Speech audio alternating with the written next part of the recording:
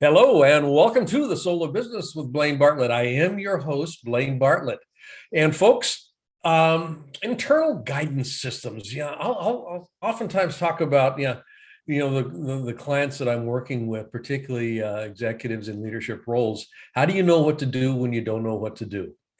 That question is an interesting question to explore, and I have got just the person to unbundle that question with today. I have known this woman, oh gosh, is that how long has it been? It's been at least 12 years. At least 12. Yeah. At least 10, 12 years, something like that. Zen Cryar Debrucke is a member of the Transformational Leadership Council with me. I've known her, like I said, about 12 years. She is a dear, dear friend.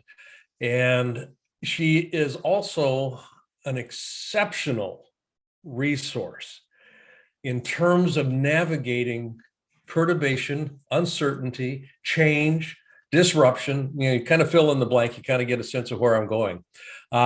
She has founded and run an incredibly large organization that had, it's troubles back at the dot-com bust in the late 90s. She's been very successful in a lot of different domains, but mostly in answering this question: how do you know what to do when you don't know what to do? So I want to have you guys welcome Zen Cryar Debrucke. And Zen, I love that you said yes to being on the show. Oh, Blaine, I'm so happy to be here. It was so exciting when you came through my media channel and for booking, and I was like, I know him. It was so great. I love you, and you have just been a wealth of wisdom for me over the years, and so I'm so honored to be here with you. Well, the Mutual Admiration Society will continue for the next half hour here. I guarantee it. Typically, I'll ask a question, and I think this will open up a conversation around what you call the IGS, the internal guidance system here. But when you hear the term "the soul of business," what does that bring up for you? For me, I truly believe that if business is done right, that it can dramatically change the world in a very fast manner. I was a part of the dot-com internet era starting in 1996. I got involved and I just watched the world change in a blink of an eye. And we have that capacity. The soul of business for me is the people that are in it, and we have a lot of issues around, there's a constructed belief system about how business has to be run that limits us from putting our hearts and our desires and vision of what the world could be into the business. We talk about shareholders or these limitations that we put in around ourselves.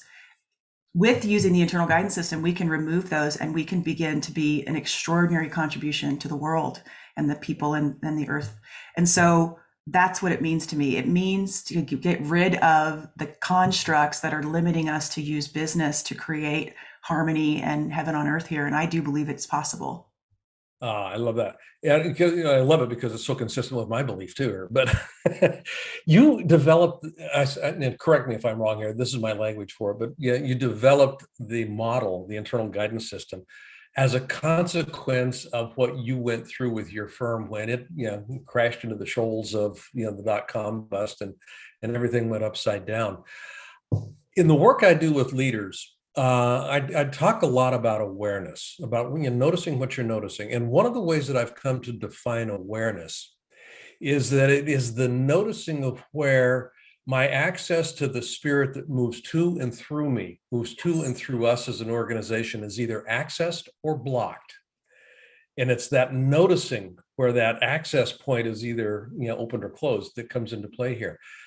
As an analog to your IGS, your internal guidance system, is that a fair description Yes. in my terms about what it is that you've actually developed and actually codified? Yeah. Well, let Uh, me let me yeah. share. So it happened before I built my company.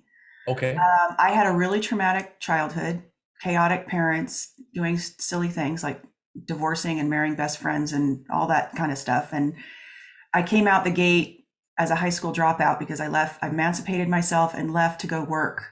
I got a job at Disneyland, and that didn't work out as well I wanted to, but I came out the gate really angry and I was sabotaging my life. And someone gave me a cassette tape from Abraham Hicks because they wanted me to know about the law of attraction, that I was creating my reality. And on this tape, which I listened to so many times before it got through my thick skull, they talked about the internal guidance system. And what they said was, when you're constricted inside, and I see it as a lump in the throat, a tightness in the chest, or a sick feeling in the solar plexus, that means you're out of alignment and you're creating something that is going to bring you unhappiness and take you away from success. And when this is released and it's open, you're going towards in alignment and towards success. And it's always related to what you're thinking, nothing on the outside of you. So I struggled because, let me give you an example. Do you know what color a yield sign is? Yellow. Yes. Okay. It's actually red and white. The Congress changed it in 1971, and everybody's running to Wikipedia right now to see if I'm right. And by 1974, they were all changed. It was gone out of circulation. But because that yellow and black yield sign was in our consciousness, we have no way to update our brain. We don't drive by a red and white yield sign and our brain goes, oh, something different. I need to update my thinking. And they still produce it on billboards, t-shirts, book covers. Even my son at 2 years old saw it on Sesame Street being danced around and sung by the snowman on Frozen. Okay, so it's everywhere. So the thing is that the problem that I had, I didn't discover it, but I developed the process to access it in every situation. And so the thing about it is that we all have these yellow yield signs about what we have to do. It's like that box I was talking about business leaders being in, and the rules that they think they have to follow. And so we have yellow yield signs that take us away from the greatest possibilities we can have. And this system, when it tightens, when you're thinking something and it tightens and it feels like anxiety, stress, worry, fear, and other things, it's telling you that you have a yield sign. And then through the guided stuff that I teach and the coaching that I do, I teach you how to find the red and white yield sign for you, personalized, and you open. And here's the cool thing that I'm finding, the latest research. When you open, you start creating a new neural pathway because your nervous system's engaged, and the old thinking begins to neurally go extinct. So with this system, you are reprogramming your brain as you go throughout your day in action. You're finding a closing, you learn to pivot and find the new opening, and now you're expanding your brain's capacity for creative thinking. That is fascinating. So, yeah, how I describe something determines how I feel about it. How I feel about it generates my behavior. I mean, that's a pretty simplistic way of looking at how behavior shows up in the world. So, Viktor Frankl talked about that space between stimulus and response, stimulus and reaction, and it's in that space that I get to make a different choice. That's what I'm hearing you talking about, is that noticing of the yield sign. What is it telling me to do here? Does it invite me to do something other than close off and constrict, or does it invite me to look for a different opening? Exactly. And a new thought. And so dramatic. And so what I went from high school dropout to about 8 years later, I think, having my degree in foreign policy with a minor in Mandarin Chinese and starting a tech company, a multi-million-dollar tech company. And I use this from opening to opening to opening and discovered how it works. And that's how I got there. And then during the dot-com era, when it was crashing, I went from opening to opening to opening to make the right decisions, things I would have actually never thought of. And I'll give you an example. I was sitting there one day and we couldn't pay our bills. Everything receded. We were working with Fortune 500 companies. We had solid contracts, office in London, office in San Francisco, and we couldn't pay our bills. And we had just been expanding, and I had purchased 150 chairs, really nice chairs, right? And I was sitting there in my office one day going, people are calling, and I'm telling them I'm working on it. I'll get back to you. I made sure I took every call. And finally I was sitting there, I was like, I know I have something. And I opened that they want what? And all of a sudden it was chairs. I went and called everybody, and I called the secretary, not the bookkeeper. And I said, do you guys need chairs? And they would go, oh my gosh, our chairs are horrible. Yes, we want for like paper printers, right? Locals people I couldn't pay. They started picking up these chairs, which I didn't need anyways. And we got rid of so much debt, Blaine. it was ridiculous. They're like, how did you even think of it? I opened that I had something they wanted. And that's what started the creative thinking. Instead of beating down doors with people who weren't buying anymore. Creative thing. What you describe is something that Thomas Troward, who's one of my favorite philosophers on the planet, talks about beauty in one of his Edinburgh lectures, and this goes back to the late 1800s. But beauty is the expression of spirit manifesting in physical form. And when you think about behavior, when you think about ideation, when you think about ahas, there's a beauty in that. There's chairs. My God, these chairs are beautiful. They're beautiful because life. Yeah, a great definition of life for those of you that are listening. Life is function in action, or function being expressed. Life is function being expressed. So a rock has function, therefore a rock is alive. Yes. Okay, and truly it is. There's some very interesting way that we can think about that. But this sounds like I'm going down a rabbit hole. I'm actually connecting a couple of dots here. The idea of coming up with, literally the notion of coming up with an idea that chairs are useful, they have utility, they have function. How do I bring life back into my organization as a consequence of finding a way to have that function be expressed in a very useful way? Let's find people who need chairs. Exactly. So one of the things that I love about what you're saying, and that you've said several times, is this spirit, divine, whatever you want to call it, moving through us. And so in the later stages of learning to use your internal guidance system, we do a practice called flow. Flow is a very big thing in business right now, but what it is literally I have a way of silencing your mind, and you sit and there's an upwelling of an action to be taken. It could be getting a cup of coffee, answering email, but you can feel it. And that opening goes to the next opening and goes to the next opening. And so you know exactly what to do. And that's where magic and synchronicity start coming into your life, because you're guided you end up going downstairs to get coffee, and the person behind you ends up being the person who is homeschooling your kids, right? Or whatever it is for you. And you're like, I would never have found this person. It's just this synchronistic moment. And that is actually, I believe, the way that we're supposed to be operating. Our minds take us away from that flow with all of its rules and things, but nature is operating into that flow. Whales migrate into it, right? I believe seeds come up out of the ground, birds in how they find food, that they can feel where to go next. And in learning this, I think it's the next level of human evolution, where we get back in touch with nature and we start doing things that feel into this flow, like you're talking about, and things begin to right themselves, is what I see. They become aligned, and perfection begins to happen, and you have the power to do that. That's what I think is beautiful. I love that you bring nature into this. My last TED Talk was titled "Nature is the Ultimate Business Guru." And if we pay attention, and one of I honestly do believe the toxicity of business today, and there is rampant toxicity in the way that business is conducted, in large part is because we've gotten away from connection to nature. Yes. And when we get reconnected as leaders, as participants, as consumers to what nature actually teaches us, things start to change. Yeah, they really do. The idea of paying attention to these, I'll just call them urges, but noticing, just noticing something is moving.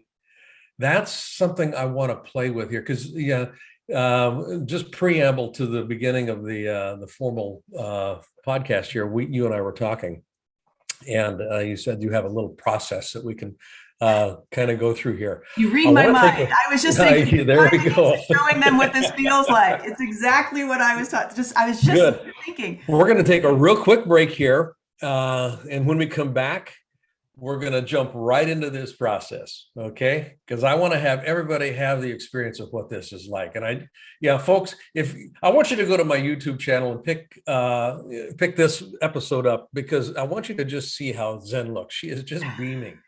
And this is life moving. This is life moving. It truly is. So we're going to take a real quick break.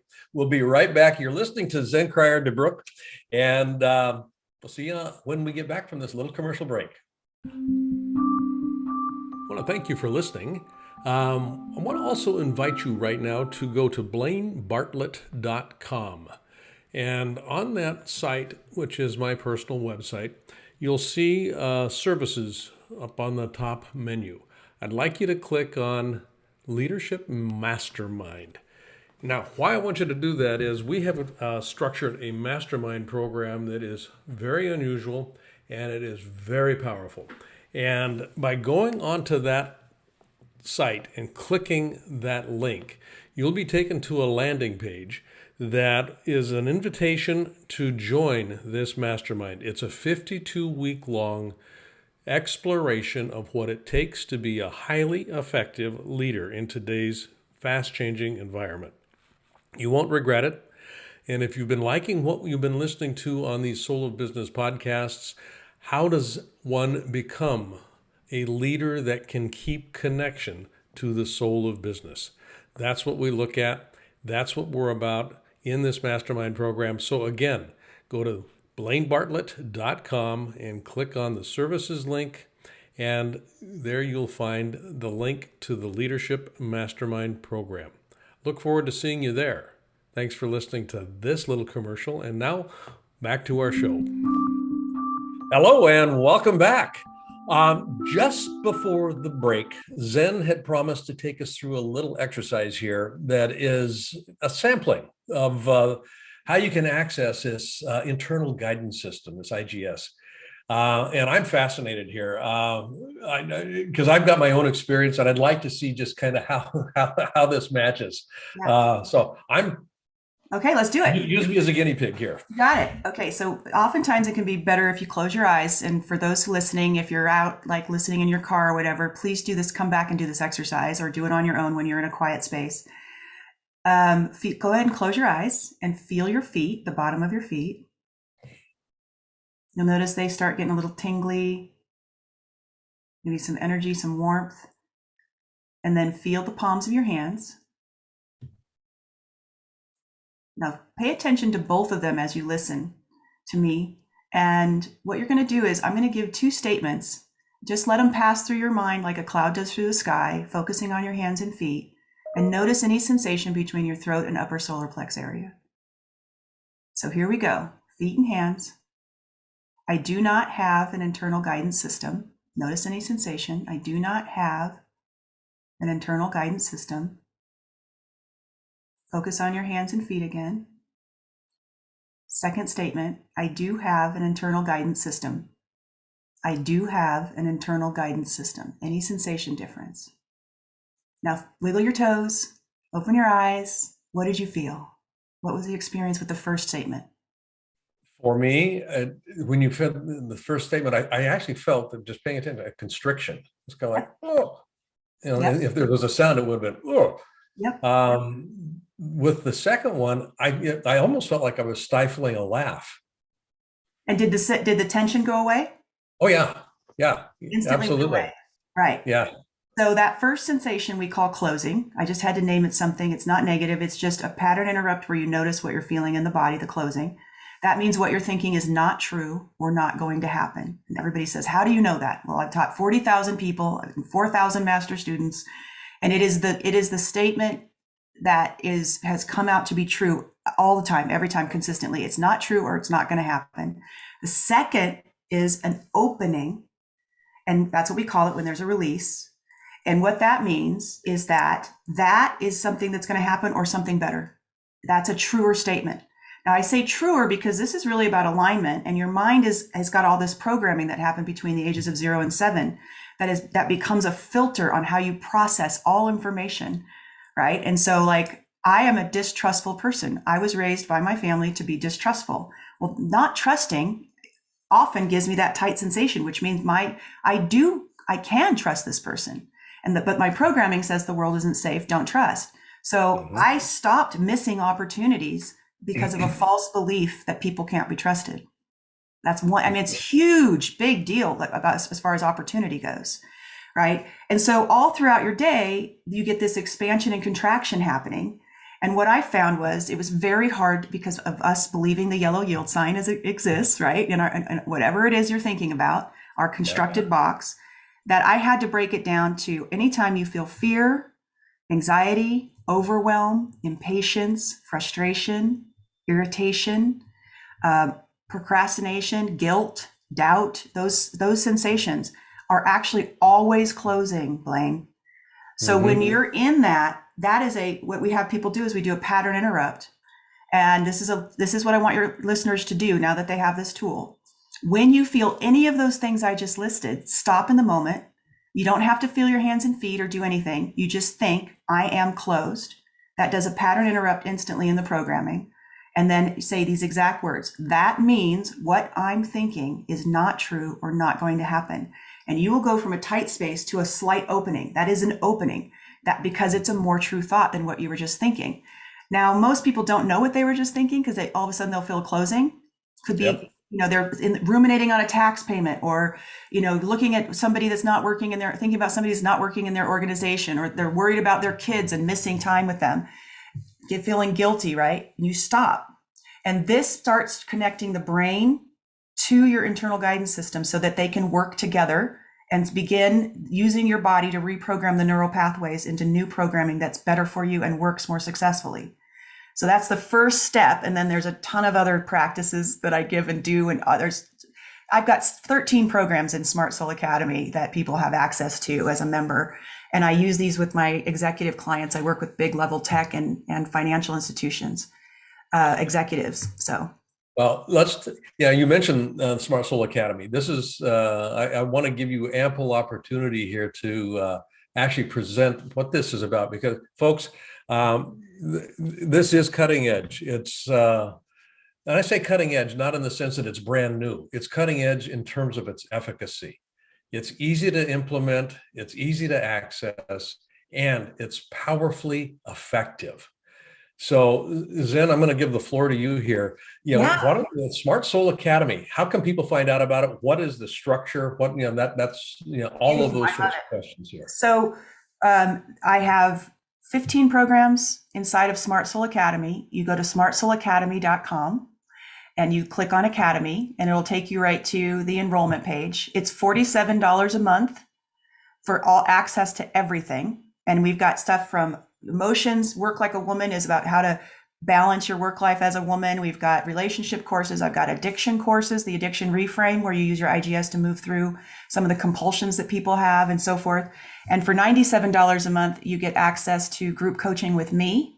There's 7 calls a month, and we record them and they're archived. At the $47 membership rate, you get the archive calls. So if you don't need coaching because you're self-motivated and you do this stuff, all the practices are less than 15 minutes, and you get a couple a week. So you do it for a couple of days, and then you get the next level, and you just keep going through these practices. It's like, I call it the Miyagi approach. Do you remember the Karate Kid?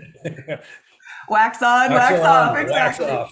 So I found that the best way is to get somebody doing something and don't involve their mind. Have the mind go through a series of ahas as they're doing it. And then they become a master of that practice instantly because the mind didn't get in the way. Then they come and I tell them what it is and how it was supposed to be. And they go, that's what I got out of it. And then we give them the next practice.